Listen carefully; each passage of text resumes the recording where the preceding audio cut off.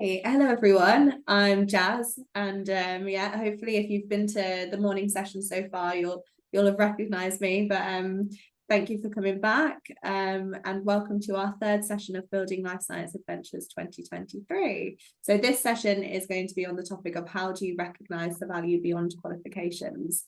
So last year we did a very similar session, and we're hoping we're going to kind of continue that conversation today. So really looking forward to the discussion. Just a couple of housekeeping points before we get going. If you don't mind keeping your microphones on mute, that would be great. We're not opposed to cameras and things like that. Sometimes it's nice to see smiley faces. So if you wanted to have the cameras on, that's totally fine. We do really like these sessions to be engaging. So if you have any questions, please feel free to pop these in the chat box and we'll try and feed them in to the conversation throughout, or we'll have some time towards the end. So yeah, please feel free to pop any questions in. And I think that is it for me. Just a reminder that the session is being recorded, and we also do have closed captions enabled. So if you require that accessibility, that is available. So with that, I will hand you over to Charlotte and our wonderful panel, and I hope you enjoy the session. Thanks very much, Jazz. Introduce myself because I'm going to moderate the session today, and then I'll ask the panel each to give a quick introduction to themselves as well, and then we can start the discussion on the topic around recognising value beyond qualifications. So my name is Charlotte Hardy. I'm a director at Charles River Laboratories, which is a contract research organisation in the drug discovery space. So without further ado, let's move on to the panel and get them to introduce themselves. So maybe starting from left to right on my screen with Tarquin. Thank you, Charlotte. Yes, I'm Tarquin Bennett-Coles. I'm a life science recruiter, headhunter for the last 20 plus years. I'm also a trained teacher, so I started out my career in teaching and have continued to be involved in STEM and SIP ambassador roles, but that includes advising children via Form the Future, as well as working with young adults and actually those with degrees making steps to MBAs, EMBAs, MPhils, etc. So delighted to be here today and very happy to be part of this panel and hopefully give some insight into some of the things that we hear from our clients about the value beyond qualifications that are important to stress, particularly in a market right now where everybody's having to collaborate a lot more. Thank you. Thanks, Tarquin. So moving on to Beck. Hi there, my name's Beck Johnston. I work for SRG based in Cambridge, covering London, Cambridge and Oxford. I've been with the business for about 6 years and in recruitment in the locality for about nearly 20 years. And my role is quite simply to connect the best candidate talent with the organisations that are hiring in that space, mainly sort of in discovery science, biotech and medical technology.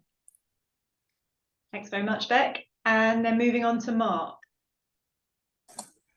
Afternoon, excuse me, getting used to Zoom rather than Teams. All the buttons are in different places, aren't they? I'm Mark Rotherer. I'm a strategic lead for degree apprenticeship provision at Anglia Ruskin University. I work for a team called the Degrees at Work team, and we support employers to establish apprenticeship programs. I'm primarily focused on programs within our science and engineering and business and law faculties. I know it seems slightly odd to have a representative of a university in a session about not having qualifications, but as I said to the group yesterday, the thing is that what's important about apprenticeships is the occupational competence that apprentices and candidates develop through their program. The fact that you get a shiny degree certificate from it is a bit of a kind of added bonus, because what's really important is that apprenticeships give a vehicle through which employers can generate the talent that they need, and in a very kind of tailored way based on some industry standards. And Tarquin mentioning having been a teacher, I qualified initially as a youth worker, so I'm also personally very minded towards informal education, associational activity, and not always necessarily completely convinced of the need for certificates in order for people to be able to do things. Thanks, Mark. And then last but by no means least, David. So afternoon, everybody. Sorry if we keep dropping out there. The dog walker rocked up, and as normal, the dogs ran away. So my name is David Cronk. I'm Chief Operating Officer for DomainX, a contract services drug discovery provider. I've worked in the pharmaceutical industry for somewhere close to about 35 years now. I got my degree probably through what would be called a modern apprenticeship route. So I did my degree part-time whilst working. My involvement now, so apart from operational business management, is obviously recruiting and hiring people into the business and looking at what skills we need for people to be effective in those roles. So looking forward to the conversation. We've got a nice diverse panel here, and looking forward to what comes out from the conversation and the questions. Charlotte, back to you. Thanks very much, David. So I was just going to repeat what Jazz said. Please do feel free to put questions in the chat as we go along. I will try and monitor it and feed them in where relevant to the discussion at the time, rather than waiting all the way till the end. The other thing to say is if you do have a particular panel member you want to direct your question to, please also feel free to type that in brackets or it's somewhere in your question to indicate that, and then we'll ask particular people to address certain questions. Okay, without further ado, then let's get going. So I was thinking that perhaps a good place to start might be with Tarquin and Beck, both sitting in the recruitment field. Can you give us a bit of a flavour from a candidate's perspective and the challenges and the topics that you think are important to do with valuing things beyond qualifications? Yeah, I'm happy to take that first, if that's okay. Yeah, I mean, I think when we so often in our field deal with candidates who approach us because they've come to a point where they're ready to move on, they've mentally kind of checked out, but they perhaps have been in an institution, an organisation for such a long time, and they've progressed kind of through the career ranks. They've done all the qualifications that have been suggested, and it's a very incremental process of just moving from A to B all the time. And they've come to a point where perhaps they don't know how to sell themselves necessarily outside of the qualifications they've got, and what that means maybe in industry if they want to move from academia to industry, or they want to move from education into industry or the commercial world. Perhaps that's a move we see a lot, and there's so much more to them other than those qualifications, and it's sometimes quite a challenge for them to understand perhaps, or how they can actually get that down in their kind of profiling, whether that be LinkedIn, a public profile like that, or whether it be a traditional CV, how to construct it. But I think it's always, important to get people to kind of really sit and reflect and think about everything that they are beside their qualifications, besides who they are at work. And quite often, and we're really seeing it now a lot in interview styles, particularly on online interviewing with Teams and Zoom, is being able to kind of give some evidence and examples from their outside of work world, societies, clubs, charitable endeavours, things that they're part of, maybe for their children, Cubs, Scouts, that kind of thing, that kind of give a real flavour for who they are holistically as a human rather than just as an employee. And I think quite often there you see what we would have called soft skills, but they're just as important as any kind of qualification-based skill. But you really get that sense of who you're buying in terms of their talent, if you're an employer, aside from those qualifications they come with. And sometimes it really can take, a real solid week, month of reflecting back on everything that you do and everything you give outside of the qualifications that you have in your particular prescribed role. But I think that's a really good place to start if you're approaching a career move. Thanks a lot, Beck. Tarquin, is there anything you want to add to that?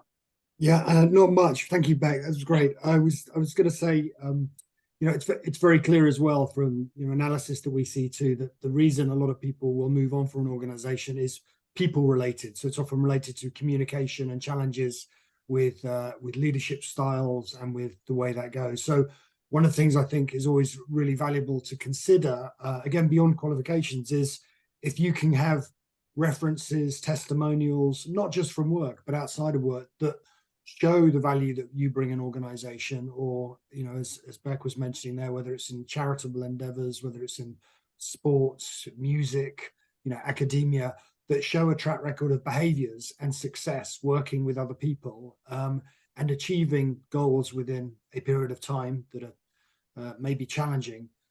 Those are also things I think that, particularly in this world of post-COVID virtual online interviews, etc., having those to be able to sort of share either in advance, after, or even during makes a big difference.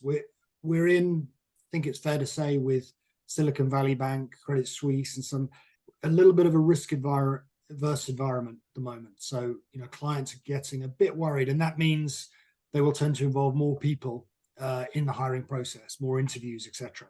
So being prepared to have additional material to share throughout that process will be valuable to keep you in it, and it will differentiate you from other people going forward.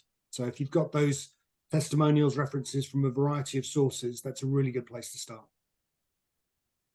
Thank you both for those initial comments. So I guess a logical place to go from that is maybe to spend a bit of time thinking about what types of behaviours or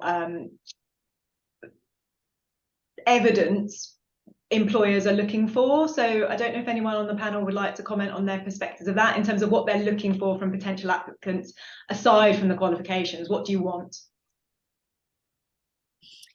I think, oh, sorry, go on. Well, I was about to say, obviously qualifications, every week that comes through the door is going to be well qualified. Let's get that out there.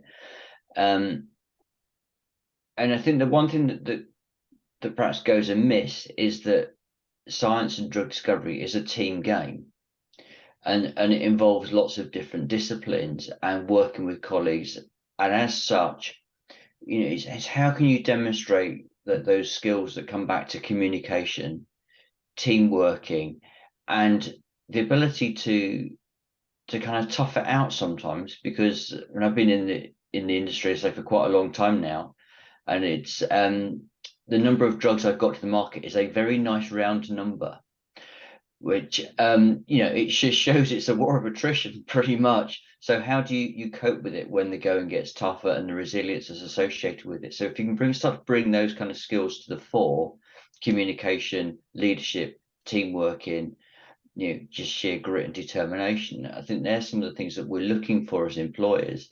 But how you bring that out in an interview is quite challenging. And at early stage of your career, you might not have what you think a relevant work experience is to be able to show those skills. I don't know what the rest of the panel think. So go on, Tarquin. Thank you.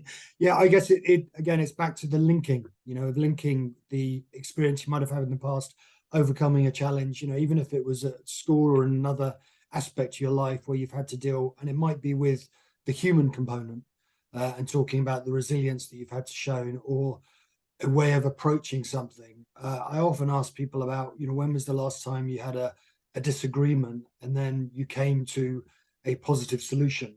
How did you go about that? What did you deliver? And having a few of those examples, I think, ready to share with a potential employer. And actually, I guess it's also worth remembering that for every one of those panelists who might be interviewing you, they may end up at different companies. So if you can leave a good impression, whoever you are talking to, it may still open a door, even if that particular role or company isn't the right one for you at that time. But having those additional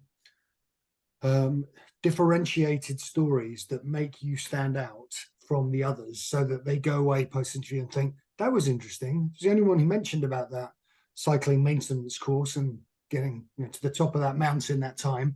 That will stick. So having a few of those, I think, could be really valuable too.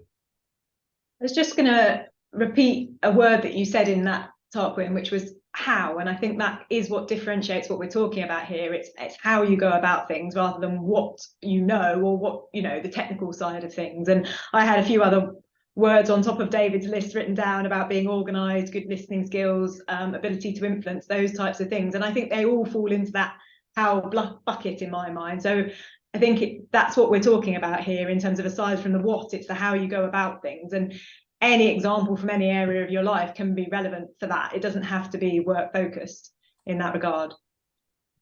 Please, Mark.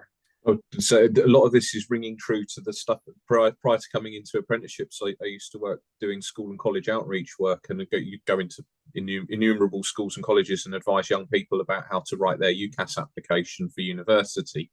And this all rings true of the method that we would teach them for writing personal statements. It matters not what the example is, more or less. What matters is that you've done something intelligent about connecting it. Everybody's done Duke of Edinburgh. We've all been lost in Derbyshire. does that actually tell us anything useful about you as a character? The point of the giving the example is to illuminate a claim about yourself.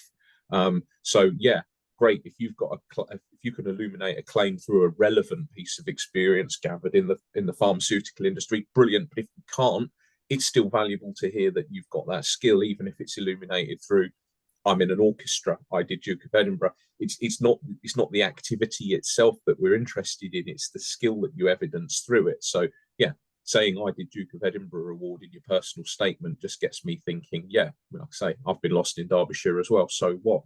But when you say, when we were stuck on that mountain in Derbyshire, or it felt like a mountain because it was cold and wet, and I had to use my leadership skills to get input from everybody and come up with a decision about how we were going to get off the mountain safely, that suddenly becomes quite an interesting story, you know, whereas it wasn't before. So it is thinking laterally about what you're actually trying to do is evidence the skill, not necessarily the example that you use to give it, kind of thing. It can be more or less relevant, but yeah. Beck, you mentioned in your initial comments around sort of it taking weeks or months to think about these things. I think there is a period of self-reflection there that we're all kind of chiming in on in terms of knowing yourself and knowing your strengths. Yeah, absolutely. I think, and you know, you can kind of come to that decider or that reflection about yourself sooner or later. And I think one of the things that really helps is when you start, you know, as Mark was saying, if you start on that kind of journey at grassroots level, and your education and the people around you at that stage in your life get you thinking about yourself. And it's become a bit of a throwaway comment, but about your personal brand, you know, who you want to put yourself out there to be. It's probably easier because you probably build this period of self-reflection in maybe daily. Maybe there's a whole kind of slant more towards things like well-being and journaling and that kind of positive self-reflection. What did you do well that day? What could you improve the next day? And I think the newer generation perhaps coming into the workplace are more accustomed to thinking about themselves in that way. I think maybe for people who are longer, more progressed in their career, it's harder to really, it's a generational thing. Sometimes it feels self-indulgent to think about yourself in that way. But I think doing things like starting a LinkedIn profile, if we're thinking about employment, starting that early on when you're at university, when you're maybe applying for, or even before university, when you're applying for places, or you're looking at apprenticeships, or you're looking at placement years and who your potential future employers may or may not be, but to start thinking about who you are and who you want to be seen as, and constantly reflecting back on what you do, what you give, what your value is, and where you can add value as well, and just have that narrative in your mind of, you know, what your holistic value is aside from the qualifications you've earned. I mean, getting a first is great. It's always going to be seen as great, particularly in our field. But it's I think now employers do expect something more than that. So always being able to balance and always being able to give evidence. Used to doing that in the lab all the time, documenting things, and data is huge, but we don't necessarily think about giving evidence and examples of ourselves in a positive way all the time. But particularly when you're going into approach applying for a job, or perhaps asking for more in your job, more money or more responsibility or a bigger profile, just always thinking about what you have to give, and that being fair. Yeah, and I was just going to pick up on that point too. It's a slightly older book now, but I think there's a website called What Color Is My Parachute? And that's a great place for that self-reflection where you can go and look, and it challenges you to think about what are the things that give you a buzz, what are the things that get you up and motivated in the morning, what areas of your life are you successful at that you can build on. And a lot of the work I do is in sort of outside the UK. I think about 70% of my work is outside the UK. And they are always looking for, my clients, for people who can give examples of working with other cultures, the diversity of other opinions and viewpoints, knowing how to deal with that, and then managing projects successfully within that environment. You know, and you know, in an environment where we're trying to hopefully get products to patients, but they may be based anywhere in the world. It may involve clinical studies in different markets. So I spend a lot of time talking to people about bringing up examples where they've worked with groups of people that they've managed to corral, again, influence, persuade, work in, and project manage successfully. Even if they don't have the executive authority to, you know, be in control of that group, have they gone about bringing that together? Because that's another thing outside of qualifications. You know, you can have the Lean Six Sigma and the agility, badges, but actually there are lots of examples I think people can bring from their general life. And again, it might be back to some little group you're involved with at home that happens to have a group of people from other countries with other experiences, and you all get together on a regular basis and you've learned how to manage that interaction more successfully. So I think there's lots that we all have that I think we forget can fit nicely within the kind of the employment criteria area that we should draw on when we can. Thanks, Tom. The key word in there, Tarquin, and that was kind of, you know, what gets you up and what gets you motivated. And I think it's that enthusiasm for what you do and why you do it really stands candidates apart when you're interviewing. You know, I can always tell when somebody starts to talk about something that they really believe in and really energizes them. Because at the end of the day, we're employing people, right? We want to make sure that that individual is going to fit within our team. And if somebody goes, oh yeah, well, I really like science because I like getting the results, versus I really like science, you know, this is what I get from it. You can actually tell whether somebody's clearly energized and wants to be part of an organization and genuinely enjoys what they do. And that energy comes through. And if you make it easier for the interviewer, that really goes to show that you genuinely believe in what you're saying and you've done your research in the organization and you know where you're going to fit. And yeah, we've all got holes in what we can do and what we can't do. And again, just being aware of what you want the organization to give you, as well as what you can give the organization. Because, you know, we change jobs for a reason and we want to grow, we want to develop. But where are you looking to grow? And be honest with those kind of things. You know, these are the skills I've got and these are the skills I want to acquire, and bring that forward to that self-awareness. So I think, you know, that enthusiasm, that curiosity and that self-awareness really helps to kind of separate people when the margins are fine between determining on candidates. Tarquin, please. So I just worked out how to do the raise the hand on Zoom. Yeah, just very good. I was completely agree, David. And I think that there's two things I would say. I often see the two kind of sides of candidates, where one who brings the weight of their world on his or her shoulders, and you're thinking, okay, that's just going to go with you wherever you go. You need to manage that separately. And then you get the others, as you said, you have this drive and energy. And when they start talking about something they're passionate, you think, wow, if you can harness that in a company, can harness that, fantastic. The only caveat I thought, and it's back to the sort of diversity piece, is neurodiversity and being aware, I guess sometimes, and I'm conscious of this, that I might be with a senior leader who has a different personality style from me, and they will maybe be slower, more reflective in their conversation style. They won't want me waving my hands around. And I guess sometimes I think as a candidate, we might need to think, can we mirror the style of the person we're communicating with?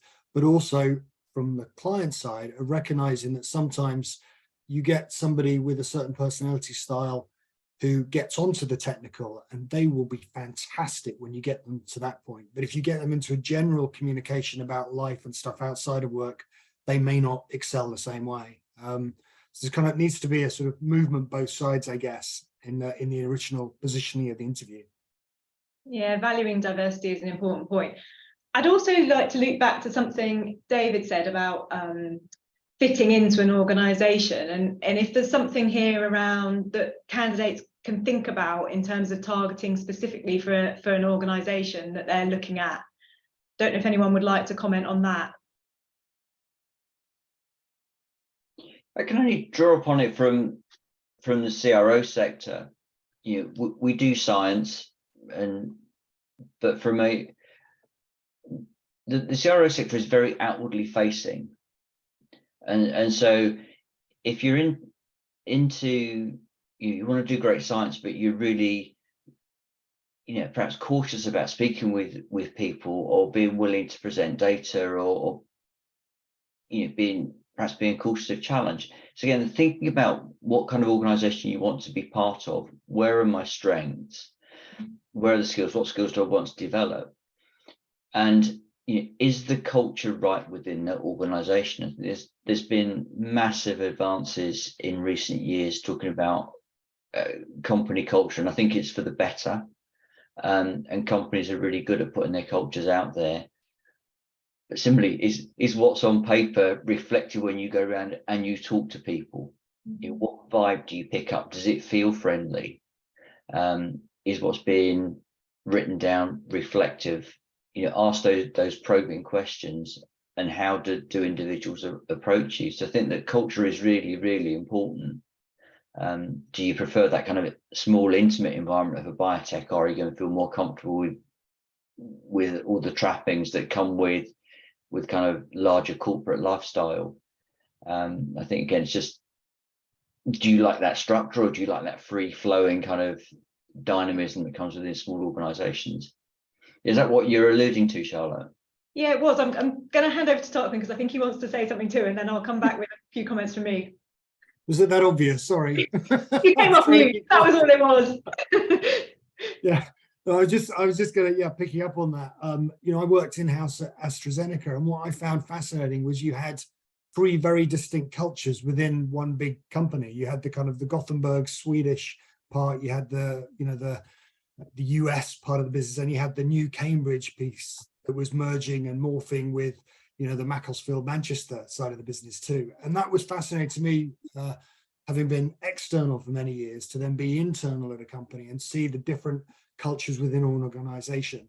And it certainly meant that now when I counsel kind of candidates, I talk about, can I get them a warm introduction to someone who's already in that business to understand what it's like, and to them have an offline conversation. And similarly, to understand not just where that company and the culture is now, but where it might be headed, because, particularly post lockdown and COVID, with hybrid working and things, there are some companies that are looking to go back to the old model of office based, others that are much more flexible and staying that way.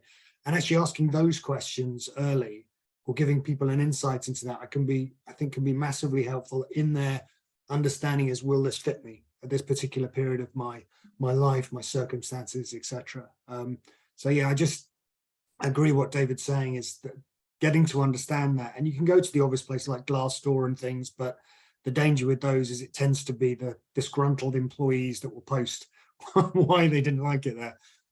So I often think if you can get some sort of connection with someone in an organization to find out what's going on, and as you kind of mentioned, David, get a site tour if you are visiting and seriously interested in the company, to see around, how do the people in that lab or in that environment relate to a visitor coming in?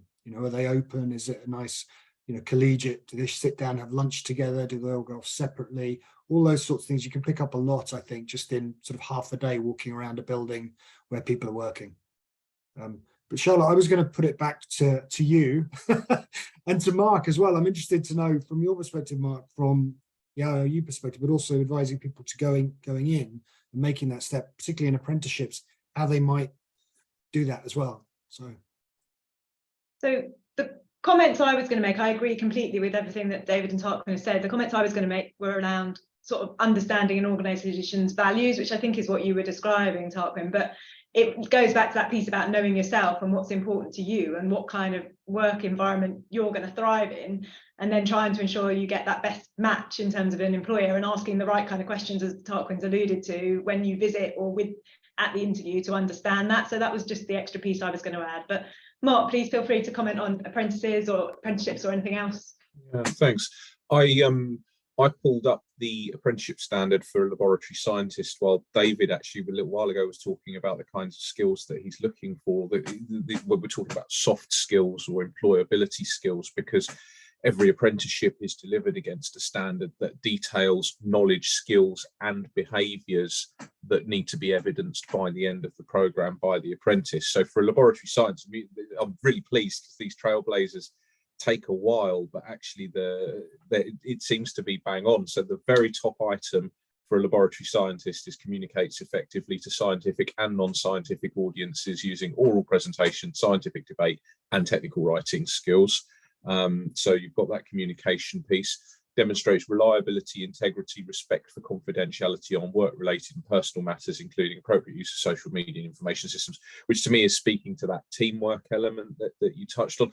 And it goes down, and it's just really nice to see that's bedded in, because at the end of the day, the whole point of this program is that you can't clear the endpoint assessment and complete your apprenticeship unless you can evidence all of the knowledge, skills, and behaviours. And so the power of an apprenticeship is that you can actually coach someone to be the person for your organisation, because there's a lot of subtlety, and I think that's kind of what Tarquin's speaking to in a sense, is that you'd get a lot from walking around. You know, you walk the corridors. I used to have it with again when I was doing schools and colleges. I would say, give me 5 minutes in a school, I can tell you what Ofsted they're going to get. You can feel it in the corridor, kind of thing. You know the vibe. And it's that sort of thing that these are all good headlines, but the subtlety of how that presents itself is shaped by your organizational experience. So that marrying of the desire of an organization to have a culture, to put itself, to have a set of values that it kind of draws itself around, and the idea that we can talk in a sort of general sense about skills, that there's some sort of universal taxonomy of skills that every employer wants in equal measure. And it's about unifying those two, I think, because I don't think either are actually true. It exists somewhere in the grey area in the middle, that there's organisations and their cultures, what they believe they are, what they are, and then that is in a relationship with the individual who's bringing a set of skills and behaviours into that space as well, kind of thing. So, and their interpretation of what that means in that organisation. Thanks, Mark. So I think we've naturally focused quite a lot on kind of early stage career in a way, and we've talked about, if you're coming straight out of academia, how do you kind of articulate the value you bring aside from your qualifications? But I want to spend a minute thinking about more seasoned professionals and whether that changes the dynamic, and whether there's different aspects to the conversation than what we've already touched on. One of the questions I ask, and it amazes me how open people will be with me at a very senior level. I asked them, if I was to speak to the people you work with, how would they describe your management style or leadership style? And it's fascinating to me, how people can say, I'm directive, I'm not a micromanager, but I am directive, or sorts of phrases. And suddenly it opens up, Pandora's box of things. But also I think, back to the question about the more senior level, I guess it's understanding, again, the environment, and it's Mark's point, which I love, the sort of grey area of where your skill set and things that you can bring are going to match what that company needs at that particular period of time to take it to whatever the next inflection point might be. Because very often at the senior level, that's what it's about. It's about them going through some transitional change, and they need someone to help be part of engineering that.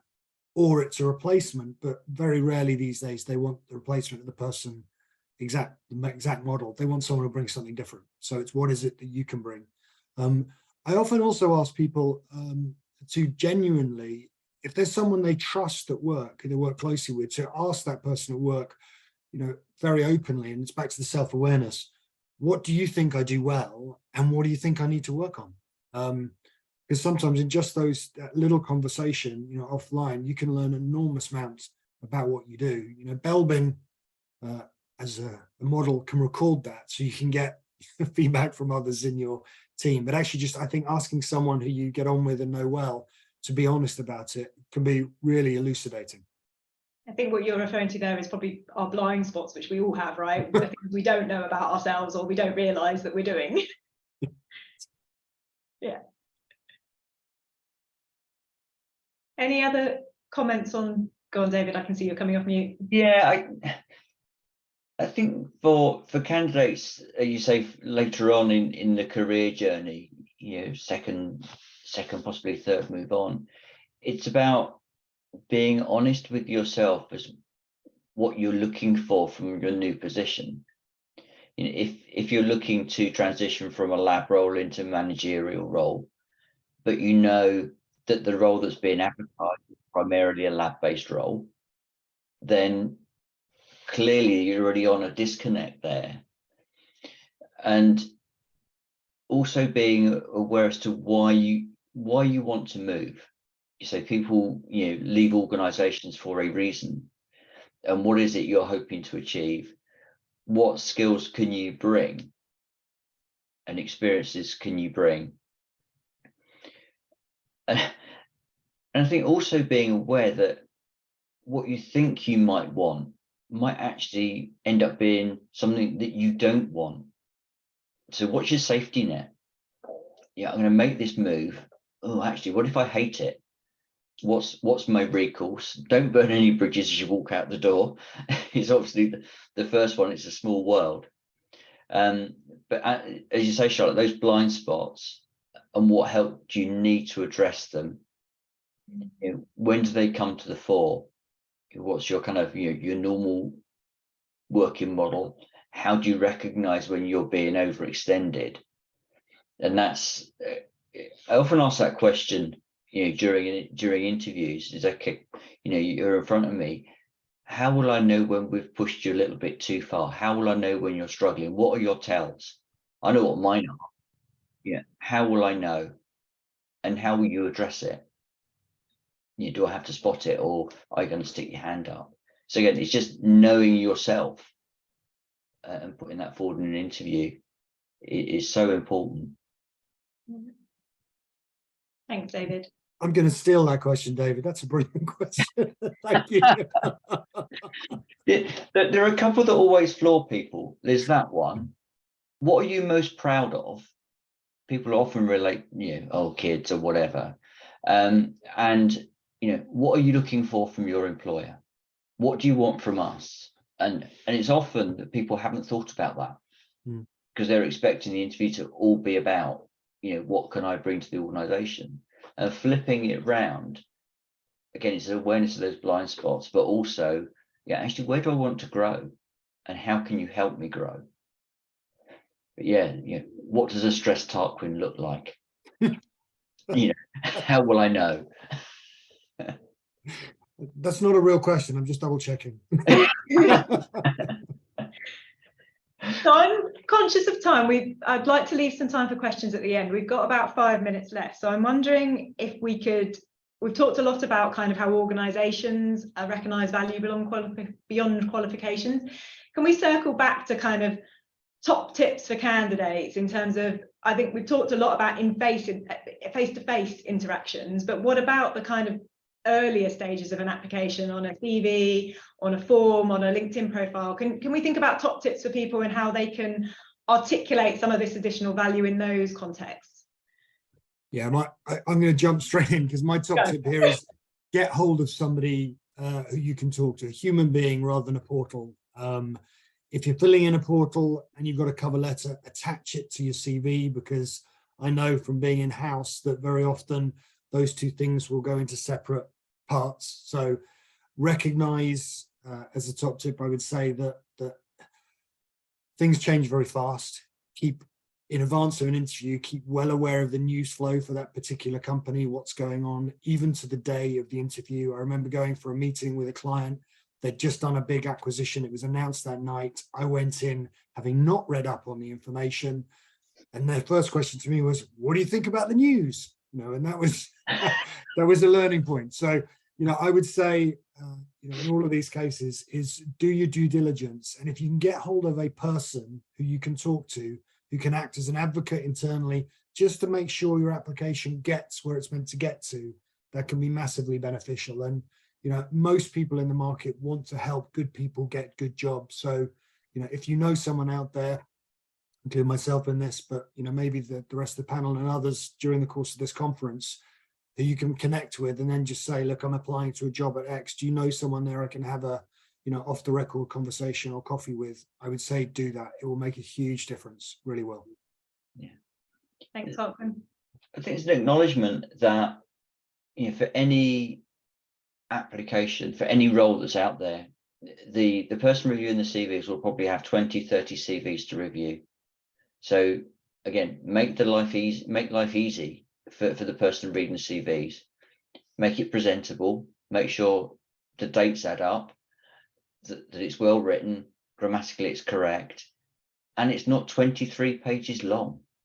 you know, 2, 3, possibly 4 pages. And it's not just a shopping list of, you know, I've done this technique and that technique. You know, here's my responsibilities. Here's what I learned. You know, here's how I applied the process. You know, it's going to be taken as read that if you work in a lab, you can pipette, you can, you know the health and safety, but it's what you've learned. Make sure it's grammatically correct, check for typos, and get somebody else to read it. Does it make sense? Because you can, even if you might not be right for that role that you've applied for, there's this kind of, sometimes you just get a gut feel from reading a CV that there's something about a candidate that you might just take a punt and interview them anyway, because they might be suitable for something else. But yeah, just make sure your personality comes across in your CV. And don't say you've got great attention to detail and then have it littered full of grammatical and spelling errors. Guaranteed way to end up in the bin. Have you been in one of my personal statement workshops, David? But nobody ever says I'm a really, you know, I'm a poor timekeeper. Everybody's like, I'm the greatest this, I'm the greatest that. And you know, I always used to point out, you know, that it's that paragraph that says I'm an excellent communicator that has no punctuation in it, and you know, always take it to mean you talk a lot. yeah. I think we lost Beck from video earlier, but I know she is online. Is there anything you would like to add, Beck, to that quite long list of tips?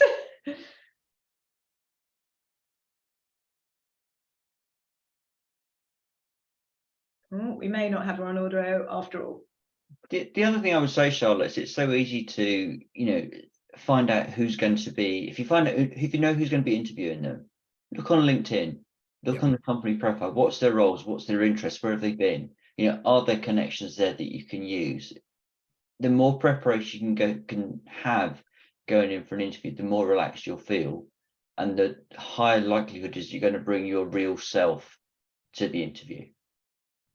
Yeah, and I would just add a final point to that too, David. That's such a good point. Is that I always talk about, and I know it's overstated, but having a 3-minute elevator pitch at the start where you just express who you are and highlight some of these strengths and skills, experience, and why you're there. Because what you want is the interviewers to ask you questions about things you're confident in answering. And by setting your stall out early like that, they like to do that.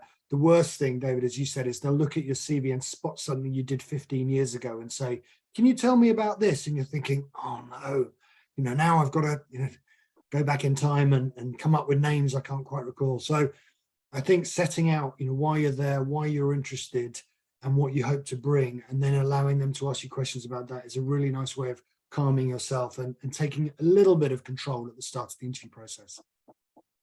Thanks, Tarquin. Okay, I'm going to make one final call for any additional comments that any of the panel members wanted to make coming into this discussion, or anything they feel we haven't touched on, and then we'll move on to questions, I think. Charlotte, you didn't give us your tips. I'm not sure I've got any left after that long list, to be fair. I think it is about standing out for me. I think it's about, you know, trying to get, as we talked at the beginning, trying to get across some of who you are and how you go about things, as well as just a checklist, as you said, David, of kind of achievements. That would be my biggest one. Okay, any other comments? There is one question to start with in the chat, so let's get going with that, and then we can see whether some more come in. So the question is directed at Mark, and it's, how could academia and industry communicate better about expectations of talent skills?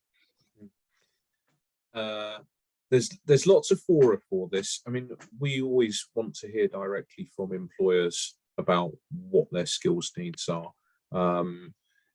I think there's a sort of continuum in here, in the sense that, and that's partly why I pulled up the behaviours from the apprenticeship standard for the laboratory scientists, because it may be that a lot of that work's already been done and you didn't realise, kind of thing. So like, it may be that we don't need to reinvent the wheel, we just need to go find the right wheel in the first instance. And it turns out that, you know, actually that has been communicated in terms of what the skills that are needed are. there are other fora. So for instance, there are things going on. There's an LSIP at the moment, a local skills improvement plan, which is very kind of high level, very much in this space of a kind of, is there a universal taxonomy of skills that is locally gradiated and industry specific as well, which is like a bit of a tail chase. I think the standard setting process does a far better job of actually containing the boundaries of what a sector or an employer group needs in terms of particular roles.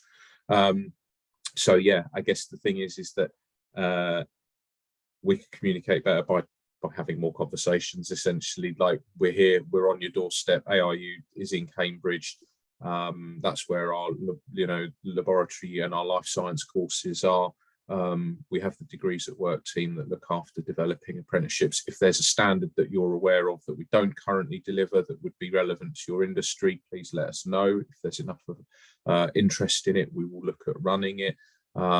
If there's a standard that exists that doesn't quite meet your needs, we can look at adapting it. For instance, we wrote a bioinformatics degree apprenticeship program based on the data science standard. The data science standard says nothing about biology in it, but we managed to write a course that includes all of the wet lab work that a bioinformatician might need to do and meets the requirements of the apprenticeship standard. So where there's a will, there's a way, but we need to hear what the actual boundary of what's expected is. As I say, that's why I keep going back to the standard, because it contains it nicely. We can't do everything, and we need stuff to be not generic but accessible enough that lots of different employers can access it. So it needs to be at a level where, unless you've got hundreds and hundreds of people and you want us to train them specifically, which we can do, if it's something that's going to be open to a broader suite of people, then we need to think in more general terms about what those things look like and work in partnership with those employers so that they get their specific outputs from it that are tailored to their needs. But that will be done with us and them rather than because we wrote it into the course at the very top line. Thanks, Does Mark. that kind of answer that question? That does answer that question. There is a follow-up one on apprentices as well. So there's a comment and a question. So I'm a huge supporter of a degree apprenticeships in STEM to create more diversity of talent. How do we create more industry buy-in away from traditional educational routes? And I think that's a really good question. And as working in a company where we do run apprentices, I definitely see the value of them. And I think it does bring diversity and people that are learning some of the soft skills right from the start in parallel to the technical skills, right? Rather than maybe that being slightly disconnected, as we talked about earlier. So again, any thoughts from the panel on how we can continue to improve that? I've run into this challenge a lot. Sorry to jump in there, Tarpin, but just to say, I find that the experience that we've had is that the life sciences sector is quite a different beast to other sectors. We do huge volumes of business in the built environment, and that runs from SME type, equivalent to a small kind of biopharma startup kind of thing, through to your Volkers and your Vinci's and your Kias and your kind of international engineering firms. And there's a culture there of training and of apprenticeships. I always argue it's because apprenticeships is a word that never went out of fashion in construction, and so it's completely natural for them to think in those terms. It's not a derogatory term sort of thing, whereas I get a sense that it's not the same in life sciences. And I think Philip and I have had this conversation in the past. There's a big tie-in, there's a big issue about, if you always do what you've always done, you're always going to get what you've always got. And so I'm mad keen to meet people in the life sciences sector and STEM sector who are willing to try and break the mold a little bit, because at the end of the day, particularly for the smaller firms, if there is a skill shortage, if there is a recruitment crisis, unless you change what you're doing, all you're doing is inflating the numbers and going toe to toe with the big name firms that have the budget to pay, and you're going to keep driving the prices up. And you can only break that by actually, addressing the supply side of it, basically. So it's about kind of understanding that we all have to be the change we seek, kind of thing, and recognizing that presents itself an opportunity as well as there are challenges in there. It's a different way of doing things. Change is difficult, but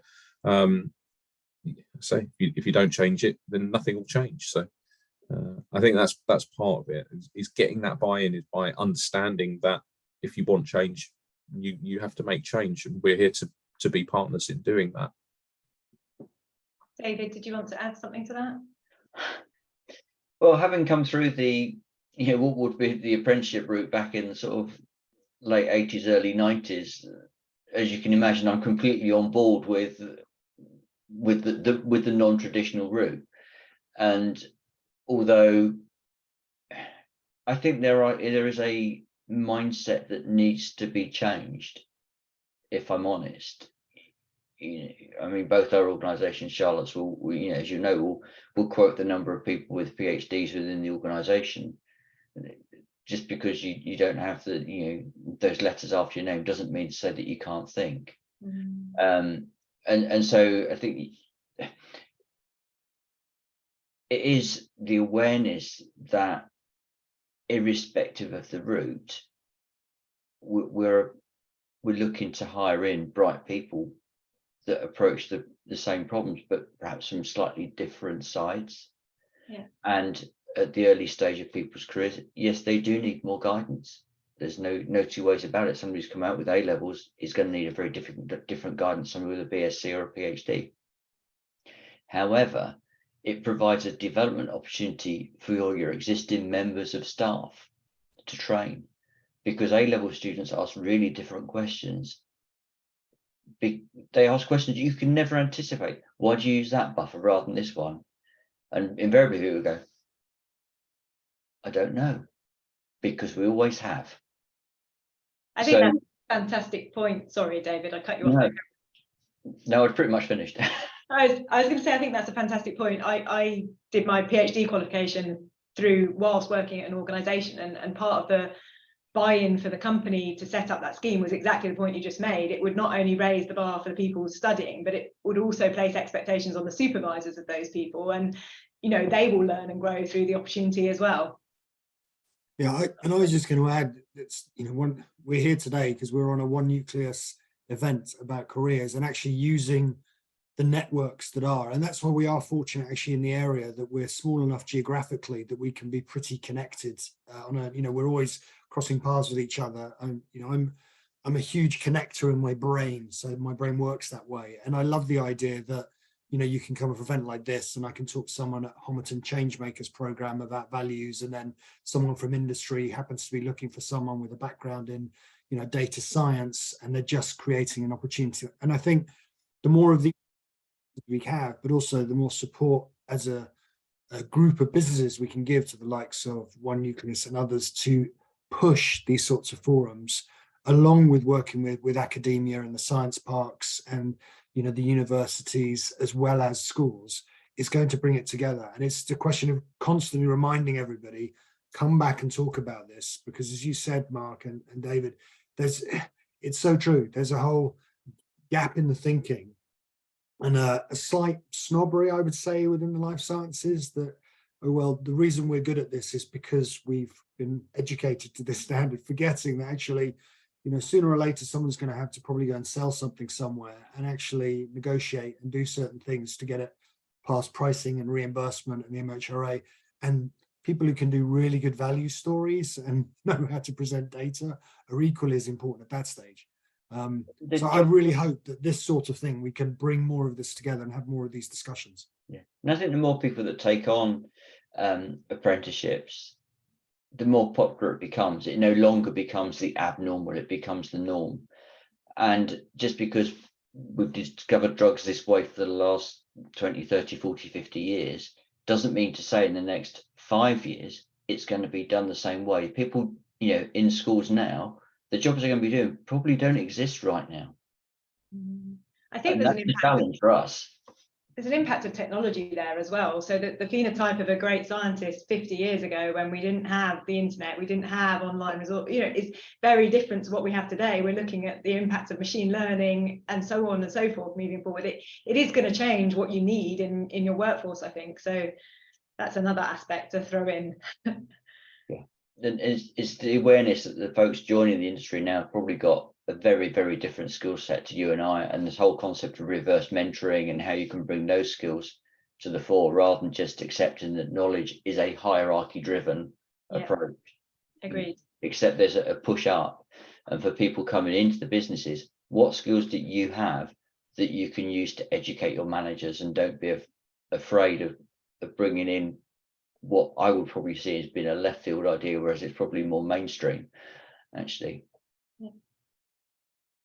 Okay, I'm conscious of time. We've got literally 2 minutes left, so I'm thinking this is a good moment to pause and wrap up. But I will again just ask the question of any of the panel members if they had anything else they wanted to add as a final comment. I think it's been a really interesting discussion. Thank you. Yeah, I agree, and I'd just like to take the opportunity to thank all the panel members for your proactive engagement in this session. So thank you very much. I'm sure everybody on the line appreciates that. Thank you, Charlotte. Thank you, Jazz. And thank you, Mona Lisa, in the background as well. thanks everybody. Fun as always. Thank you, guys. Yeah, it was a really, really interesting discussion, and we're obviously super pleased as One Nucleus to be able to facilitate this conference, and obviously being able to pull all of the wonderful people in our network to help support us with it. So yeah, thank you so much to our wonderful panel and everyone for attending the session today. Again, another reminder, please make use of the app, the messaging features, the networking opportunities. Please reach out to our speakers. We also have voting open for the Life Sciences Inspiration of the Year Award until tomorrow lunchtime. So if you haven't voted already, please make sure you go and vote. And that is it from me. We are back at 1:30 with creating a good first and lasting impression. So we hopefully look forward to seeing you all there. Thank you. Thanks everyone. Bye bye now.